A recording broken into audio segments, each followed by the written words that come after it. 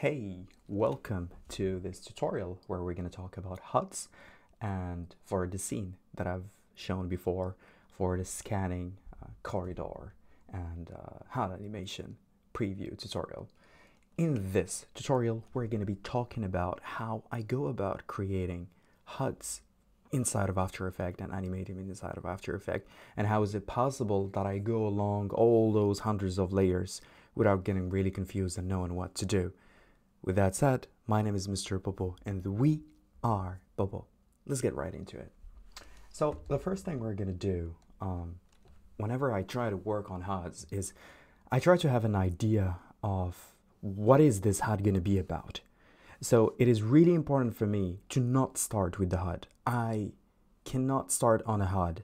Either Illustrator and After Effects, it doesn't matter. I cannot start on it unless I have a really good idea of what it needs to do and where does it live. Does it fit the area? Is it actually making sense that I need this sort of HUD? Sometimes you will think that, oh, I need a rectile. Oh, no, now I don't need a rectile, but I need a zoomer. No, I don't need those Call of Duty kind of thing. I just need like a scanner. I need a data. I need a browser. So all these kind of things are really important that you set them in stone before you start creating. So for my case, I had this, we're going to get into the VFX of this in the next part. But for this part, we're just going to show, for example, let's just look at this. So I knew that it's going to be a hangar, and yeah, I just want to see that this robot is actually trying to look for the door. Because a robot does not see things the way we do. Okay, so what it needs, it needs the diameter of how far it is. It needs to be constantly scanning. It needs to be constantly processing the information that it is scanning, if you know what I mean. And it always needs to know where is like the point where it could actually like, okay, so now I'm standing. This is the height of me standing. This is where horizon line is. You know, it needs to know all that so that it doesn't trip and it doesn't just fall off and stuff like that. So I had this and I knew what I needed to do. In the same time, I also needed to take account of how far can this robot see left, right, top, and bottom. So once I made all that in, I started working on this whole effect. Just in a very primitive way, just so that I can understand the timing and I can understand what's going on. All right, so it was something like this. And we didn't have, let's just take off the CC. So it was something like this. And I was like, all right, cool. Now I know how the scan looks like, so I know what kind of details I need to add in my HUD. Because these kind of details that I've put in the scan, it has to match the details that are available for the robot view, because it doesn't make sense that, for example, here I have some particles and some shapes that are not existing in the robot view. Do you know what I mean? It's like a robot is basically just an operating system, and whatever the operating system has, it cannot have, it's like it cannot have something that it doesn't have, if I make sense, you know? So that's why shape language is really important when it comes to HUDs. Like, you really need to make your mind. What kind of shapes am I going to use? Is it going to be just square? Is it going to be circle? Is it going to be triangles? It is just going to be lines only? So all these are really, really important information. Most of the time, for example, when you want to understand this, you'll understand, for example, that Ashthorpe likes to go with square and likes to go with triangles. For example, G-Monk, when he does his thing, you can see that he only goes with lines. G-Monk is a line guy, and for example, Ashthorpe likes square and triangular shapes, because that's what speaks to him as a person if you read more about his bio and the way he thinks from his podcast. So yeah, that said, let's get into the HUD. Okay, so the first thing you're going to realize is I've got a bunch of colors here. And this is really important. This is how I get to stay focused when I do a HUD.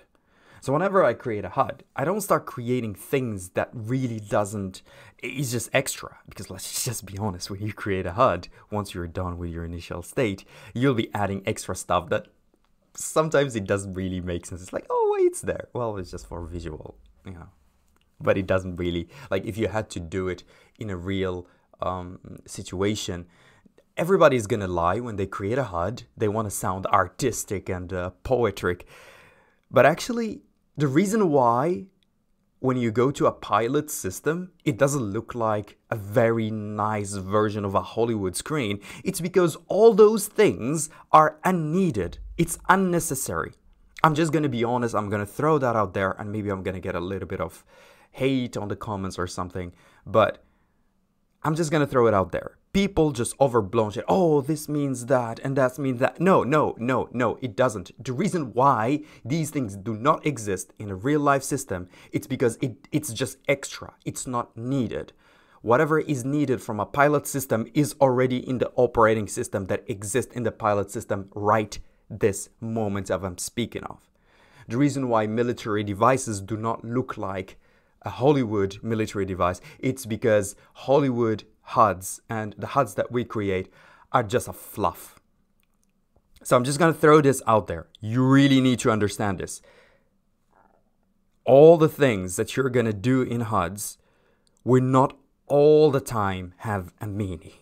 I'm just going to throw it out there. Okay, cool. All right. So that being said, I'm just going to come back here. So the way I create HUD, I create from the bottom to the top. So if you want to know where did I started while creating a HUD, you'll just have to go literally. This is how I create a HUD. This is my thought process when I'm creating a HUD. If you really want to know what I was thinking when I was creating a HUD, just look at my layer stack. I don't reorganize layers. This is exactly how I go. I have a system on how I create HUDs. So as I was saying in the beginning, the most important thing for me was this. This was the most important thing for me, was that I need my main scan area, the data that is scanning and processing everything that is going around. And I need to know this is my field view of focus, because a computer, when you look at your phone and stuff like that, and even when you open Mocha, your tracking software, you will know that it needs a place where it can scan. So for example, I'm just gonna bring in an example here. So if I go here and I try to go to track and stabilize, and I try to go to track motion, you see it's giving me, look here, it's giving me what do I need to track and how far do I need to look for on the next frame. So this is this current frame and this is the next frame. Like if this point here, the object that I'm tracking is here, on next frame, try to scan here, and if you don't find it here, add these more pixels. Do you find it here? This is what this means. And this is exactly what I'm trying to do here. Okay, this is exactly what I'm trying to do here. Okay, so this is what I mean by all this, and this is what I mean by the circles. It's just identifying exactly where this thing is. All right, so that is the first thing. And then we'll start going into these. And this is what I say, this is the maximum top it's gonna go. And this is the maximum bottom it's gonna go. How did I know what layers is this? Very simple, because of my coloring. So let me explain this thing of coloring when you're doing a HUD. Okay, so if I create something on the left, I need it to be mirrored on the right. Because, that's just how it is, really. So what I do is I go to, for example, dark green. The reason why I go dark green and sandstone, it's simple, because they are the ones that are the closest to my mouse. I'm just gonna be honest in this tutorial. Like, some people are not gonna like what I say, but this is just what it is. I'm not gonna lie. I'm not gonna try to sound more pro. There is nothing pro about this. This is very simple. Okay. So anyone can create a HUD. let's just be clear about that.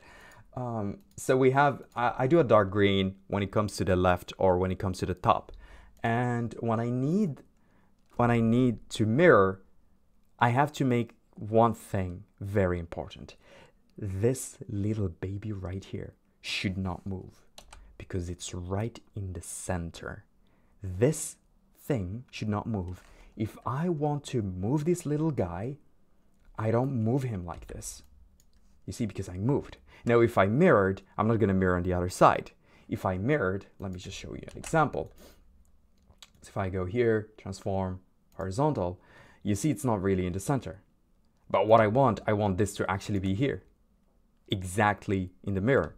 So that's why it's really important that you don't move this anchor point. So if I double click here, I'll be selecting my rectangle, and then I could move it this way.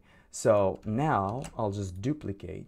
Once I'm done with this, once I'm finished with this, I'll just duplicate and I'll just do horizontal and make sure that it's sandstone.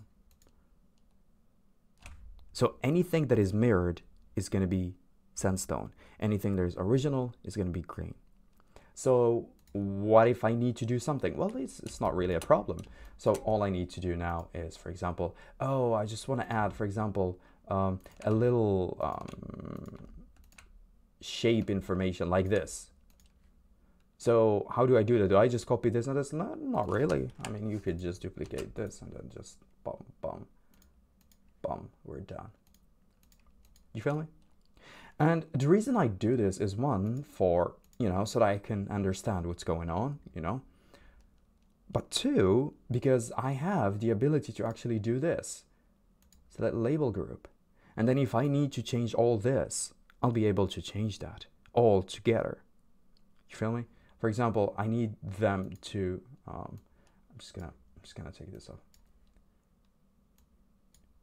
So now I have selected, as you can see, I have literally selected everything. So if I need to do anything to it, it's like, oh no, the opacity is a little bit too much. I'm just gonna turn them down. So you can see that I'll be able to turn down all of the left. What if, for example, I want to show that the robot is having difficulty into trying to see, you know, he's, for example, fighting, or there is a sandstorm or a windstorm or something, and he's having a hard time trying to see. So what I'll do in that moment is I'll try to do a flickering on the left and then a flickering on the right, flickering on the left and right, left and right, left and right.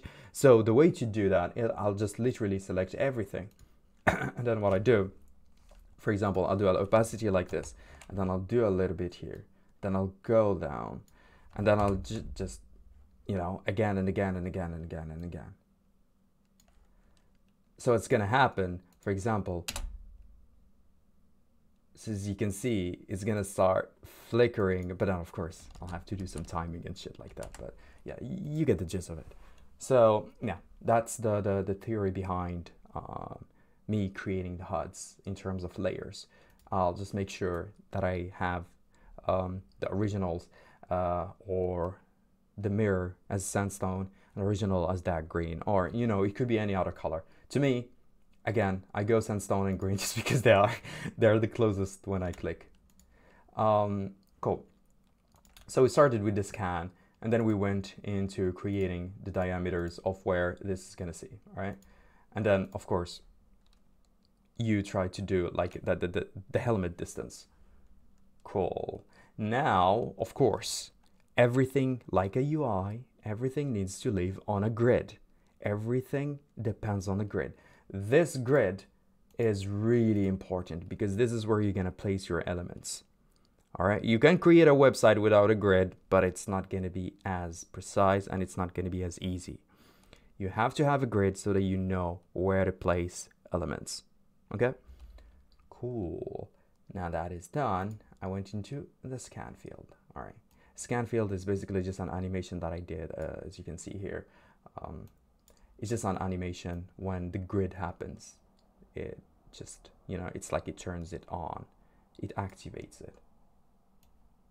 Okay, and then we went into adding this extra details. What does it mean? It means nothing. It's just a design language. That's just what it is. To me, I don't like to have like just a line to end like this. I like to have it end into something. You know, it's like I want to give it like that little shoe. You know, yeah. a human leg can look really good, but if you give it a shoe, it looks even better. I mean, it's just an example that I could get on top of my head. So yeah, these things do not really mean anything. Like, if someone comes and tells you that it means something, I mean, I don't know what to say. It's just a visual language, it just looks good. It's just the language that I created for this. But it really doesn't mean anything. If someone is trying to come up here and try to school you about what that means, I'm just telling you, he's talking crap, because when I created it, it did not mean anything. It's just a holder. It's just an extra detail to show that, you know, because I don't like my lines. That's my it's like secret. I don't know. It's like my own visual style. When I do a line, I like to close it, or I like to start it. Like either this way, or for example, in Gmonk, the way he does his things is he goes like this. You'll see him do something like that. It's like this tiny little dot. That's Gmonk. When you see a dot, you know that that's a Gmonk design. You say it's the same thing. When you see something like that, that line, that's probably Popo or someone else. But yeah, that's how I know that it's like me. If someone stole this design, I'll be like, all right, cool. Well, I know where you got it from. Then I think it was just an animation start. Yeah, this was just an animation thing. So what I wanted to do, it's like this was a container for everything. You know, this container means everything. And this, I thought about it while I created all this. So that's why it's there. So I was creating and I'm like, oh, I've got an idea. What if I add a container? You know, so now I know that that's actually a container for the whole HUD. Like, this is the starting system. So if you want to think about turning on and turning off a HUD, that's just how it goes. Then after that, I went in, when I did a container, it gave me the idea of doing a scan track. So what is a scan track? Scan track is that little thing right there, as you can see here. So let's go right into it. So as you can see, I work with grids. That's, I mean, you caught me here. See, I work with grids a lot. All right. So as you can see here, I have a track. So what this tracking does is, I was inspired by the AI, the Google AI for the cars. They were demonstrating how their cars actually see the AI, see the world, how the AI sees the world. And this is how it sees it. It's like there is a rectangle of tracking, and then it shows what it's actually looking at, a bicycle, a wall. So it actually really understands what it's looking at. And that's what I was trying to show here. I went with Korean because I thought that it was never used in a HUD, and I wanted my robot to look Korean because I think that's the Korean typography is kind of cool, and I love how Korean looks like. So I was like, all right, cool, I'm gonna go Korean. So yeah, so it's a Korean made robot, even though it was made by a Moroccan, but whatever. So yeah, you have a previous frame scan, and then you have the next frame scan, and then you have that extra detail scanner just to make sure that we are in the right position. Yeah, so I made that. So as you can see here, the most important was, I mean, these are just extra detail shape, you know. I just wanted to add this kind of light to my shape, you know. So normally my shape will just look like this, but then when I add these, it looks more detailed, you know. This is just detail tricks that I use. For example, so to understand what I did here, to add this kind of effect, oh my god, that was so Swedish, to add this kind of effect here. So what I did was I added a Venetian blind to make it look like it's a screen, and then to make it look like it's a little bit worn out and it's on a helmet, because helmet is not clean, I added a Roughen Edge. So if you want to know what a Roughen Edge is, so a Roughen Edge is this effect that actually just eats your edge. So the more bigger it is, the more it's gonna eat, you know. So as you can see here, it's like it works as in a fractal noise. So it eats your stroke. So yeah, that's what it is. So I did that, and then I tried to enhance this with an echo. So the reason I did an echo, because I tried to simulate those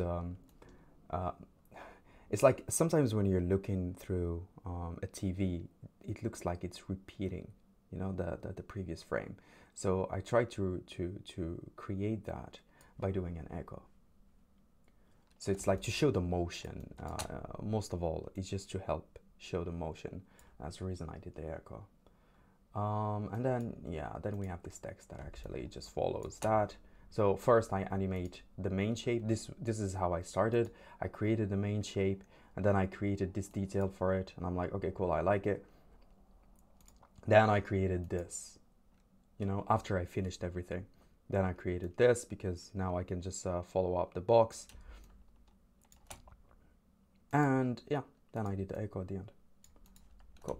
So that's how I stay organized, is by doing this as a module. So I do this. When I'm done, I'll close it, and now it's you know, it's a scan track, so I don't need to lay it out here if it's not needed. You know, everything is just here, because everything that is going to be super detailed, I like to put it in a composition. If something is just going to have 1, 2, 3 keyframes, we're done. I mean, I can just put it here. I don't need to put it in a folder. The reason I put it in a folder is because I want it to be organized, and so that I can focus on it. And this is the reason why I put it here. And this is the reason why I was working on a grid, because I needed to focus, as you can see here. I needed to stay in the grid. I needed to stay outside of that center area that I did. Okay. All right. So that being said, I went and I added these 2 lines. This is where information is going to start flowing in. And this is where he's going to say, okay, this is where I should be. You know, it's like the center and the horizon has to be here, somewhere in this center. That's what I mean by this. Probably other designers, they have another meaning for this. And this is important. You have to understand why some designers do this. It doesn't mean that the other designer is going to do it exactly for the same reason. No, I don't. Okay. So this, the reason I created it is to mean this is where the horizon should actually be, so that I don't fall and so that I don't trip. Okay? We got it? Good. All right. I just want to lay this out there, because a lot of people come like, oh no, actually, in the pilot system, that actually means that you can go and... No, shut up. No, I created this because I wanted it for my reason. And that's why I create art. It's because I want to do things that I think should be there. And it's the way I view the world and the way my imagination works. That's why I do art. It's not so that we can have something that looks exactly like real life. If I want something that looks exactly like real life, I'll just go and look at it. I'll just go and Google pilot system. But no, I want to create something that I want to create. And that's why I'm helping you, so that you can understand how to create this, so that you can go and create something of your own. You don't have to repeat everything that I'm doing here. You know, or you just open Ashtorp or Gmonk or Toros Kose website and start copy pasting what he does. That is not art. Okay, that is not. It's not a creation. You did not create anything new. All right, you're just another everyday Instagram post or another super rare NFT art. Okay, learn to create your personal projects, things that you want to create, okay? Make sure you're having fun while creating this, man.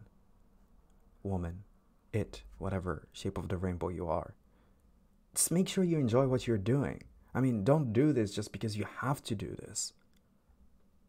You know, do it because you want to create things that you dreamed of creating. You know, I just wanted to have a robot scan, and I just freaking went and did it. And I don't care if anyone disagrees with it, because I did not create this art for you. I created this for me. And when I created it, I'm like, okay, cool, I'm going to make a tutorial about it. Maybe there are 100 million tutorials out there. I don't care. I'm just going to teach it my way, the way I saw things when I was creating this. And hopefully you're going to create even better. That's my hope. But just make sure, even if it's better or not better, Make sure you're enjoying the process, okay? Make sure you're having fun creating this. It makes meanings to you. It doesn't have to make meaning to others. Michelangelo, when they were creating their arts and back in the Renaissance, they were not caring about what other people are going to think about their art. They took 4 years to make one art. And it's something that they really love doing. Imagine doing something for 4 years. I did this for a week and I was about to go crazy. But yeah, you get the point. Okay, enough. Father Popo is gonna shut up right now. So now, then I added this, again, this tracking. I was just inspired by the After Effects tracking. Again, so the same thing, bum bum, as you can see, green green. Then when we mirror, it's a sandstone. So as you can see, it's really, really simple. And the beauty about this technique is that I know what I need to delete and duplicate later. Because when I create this and then I animate this, all I need to do is delete these, duplicate this, and then just position them. And I have all the keyframes, okay? That's another way. So yeah, so this is when it comes to creating all these HUD details again. So now, as you can see here, so I have the primary, it's like, okay, so this is where the area of view is, okay? This is the processing of the information. This is a secondary, it's like enhancing the idea of this is the tracking area. I'm having this. And then to enhance this even more, I'm gonna add these things. So this comes and falls into what I've been teaching all these years. If you go back to my previous tutorials, I always taught you about the tertiary system. First, second, and third level of details. So first, second, third, and then I went in and I added more into the third. Okay, cool. That was said, then I went and I created this as in the computer is turned on, so there is nothing. If there is anything that is wrong, something is going to happen in here with this too, okay? So this, if there is something wrong and he's tripping or something, this is why I created these things, is to tell you that, oh, you're tripping and this is dangerous now. So this will turn into red and then it will actually just infect everything that is in the HUD and it will show to the robot that, oh, you're messing up right now. Okay. Then I added these lines. That means nothing. It's just detail. It's just text. It's just text. That's it. It's just to make it beautiful. Okay, that's it. Yeah. Then I went and I added those, as I told you, that horizon line where this guy should stay. I went and I added them. So as you can see, they were all green, and then I'm just gonna mirror them, and then boom, okay, they're mirrored. Then I went and I added these dots. I just thought that it's really important again. I have the grid, and the grid will look even better if it has dots. And I went and I used form for it. And the reason why it's locked, it's because when I want to select something, it doesn't disturb me, because form is a solid layer. So now if I want to select, for example, this one, I'll be able to select it. But if I didn't have it selected, I'll select form. So as you can see here, form is a solid layer that is filling all my screen. So once I'm done with it, I don't need to select it at all. Okay, cool. Yeah, then the edges, again, duplicate. And then we have the outer circle. This is where he can calculate the altitude and stuff like that. These are just details now. Everything that you're gonna see here on top of this is just details. This is just details. So I'm just adding these kind of visual languages of processing data. All right, so it's just details now. So as you can see here, it's just details. It's just extra details. How do you know this? You just keep on trying. You just keep on trying. You just remember a HUD that you've seen like 1,000 years ago and you're like, okay, cool, I like that thing, that shape there. How can I put it in my design? And you try to find a real reason why you should put it. No, I didn't really need a reason to put that there. Cool. And then when I finished, actually this was right after I finished, I was like, oh, actually I can do this thing. And what I mean by that is this thing right here. I'm like, oh, I can animate this thing. You know, it's like it's getting data and then deleting them, then again deleting, bringing in data and then deleting them. And that's why, again, I said, if something is going to be a little bit complicated in terms of animation, it's not 1-2 keyframes, you put it in a pre-comp position. So that's what it is. Okay, it's very simple. It's really pretty straightforward things. But then when you put these pretty simple things together and you overlay them in a really nice way, as you can see here, it looks complicated, but actually it's not. All right, I mean, who can't in this channel? Who cannot do this? Everyone in this channel can do this. You are looking at this and you're like, wait, what? I thought that was complicated. No, it's not. It's just this is just what it is. All right, it's just position, scale, opacity. We're done. Okay, cool. Yeah, and then I just added more and more details, as you can see here. But it's really important that you start seeing here, all right? So my whole design was based off simple 2-rule shape. It's gonna be a line and it's circles. That's it. So no triangles, no hexagon, nothing. I have to stick with the design language that I specified in the beginning. If I actually wanted to finish this design, I would have to, for example, take these and put them here. Because that's the design language that I started with. And then I take them here and I put them a little bit stroke here. Because that's the design language that I started. But as I told you in the preview, I just got a little bit bored and tired. Because that's just my personality. I need to get new things constantly. I cannot stay on something for more than a week. Okay, cool. So this is how it's done. Now, there's one thing that's really important when you're creating all this, when you're animating all this. You can see it on the video time lapse, which is not sped up. You can get it on the link below, and then you watch how I actually went and I animated things. But the one important thing that I really needed you to understand on creating these HUDs is when you animate something and you know that it's going to be repeated, because that's going to be the design animation language, your animation language kind of style. For example, if we look here, I'm just going to go, going to do an opacity. As you can see here, see the opacity is exactly the same everywhere. You see that? It's exactly the same everywhere. And this is using that trick that I showed on my previous tutorials, which is you go to animation and then you see here poco poco. So you get the animation and then you just apply it on all and it just works. So you don't need to go and do this again and again and again and again. You just select the layer, you just apply it, and the opacity is going to be there. And now I can use this again and again and again and again and again. And everybody will know, oh, it is blinking. I remember it. It's from Popo. Imagine remembering and blinking. Okay, it's 30 minutes. This is it. I'll be uploading a fast time lapse on how I animated the HUD after this tutorial. I hope you learned a lot. I went on a rant probably, but that's because I need you to understand some stuff, okay? I mean, we barely live for 100 years, 110. Just make sure you enjoy your life, okay? Just do these things, not because you want to get money out of it.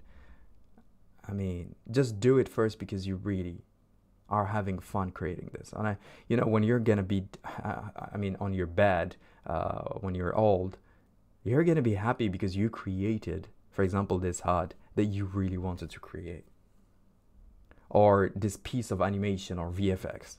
You know, you're gonna be happy with yourself. But are you gonna be happy because you helped your studio creating that and that? I don't think so. I really don't think so. And I'm not here to debate that. But yeah, I just have my own opinion, and I think that that's kind of not really fulfilling. When you do something for a studio or when you do it for yourself, it's two different things. So when you do this whole thing by yourself, you're like, yeah, man, I did it. Hey, let's go. You know, you're a bit something like that. But that's what I want you. Just don't do it because you want to get likes. I mean, just doesn't get you anywhere. when you want to go for a job interview or something, they don't ask you how many likes did that post get. I've never seen this question ever before, and I'll be surprised to see it ever, because it doesn't make sense. Okay, and when you want to sell out yourself to a client, your work speaks for itself. It's not how many likes it gets. All right, so there is a reason why all these people that have 100K followers and 20,000 likes per post don't get invited to AAA studios and stuff like that. It's because it really doesn't matter. It's the talent.